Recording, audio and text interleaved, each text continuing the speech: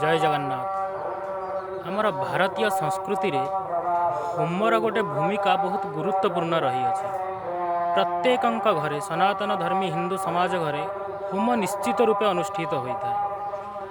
यह मध्य ठीक जगन्नाथ संस्कृति रे मध्य आम जगन्नाथ महाप्रभु मंदिर रे प्रतिदिन होम अनुष्ठित होता है। अर्थात महाप्रभुंकर प्रतिदिन अवकाश पूजा बढ़िबा परे, अवकाश अर्थात नित्यकर्म बढ़िबा परे सूर्य पूजा अनुष्ठित होई कोठ भोग होम अनुष्ठित होता है, जहाँ को पूजा पंडा सामंत रोषघर पाखरे अनुष्ठित करिथांती। एवं एई कोठ भोग होमरु ही वैष्णवाग्नि जाई रोष घरे से रोष चुली रे लगी थाए। एवं यही वैष्णवाग्नि द्वारा ही जगन्नाथ महाप्रभुंकर विविध प्रकार 6 तियण 9 भजा 60 पौटी 56 भोग रंधा होता है, जहाँ को महाप्रभु खाई करी आनंदरे महाप्रभु जेते प्रकार भक्त आसतु तांकर दुख को शुणी थांती, हरण करि थांती।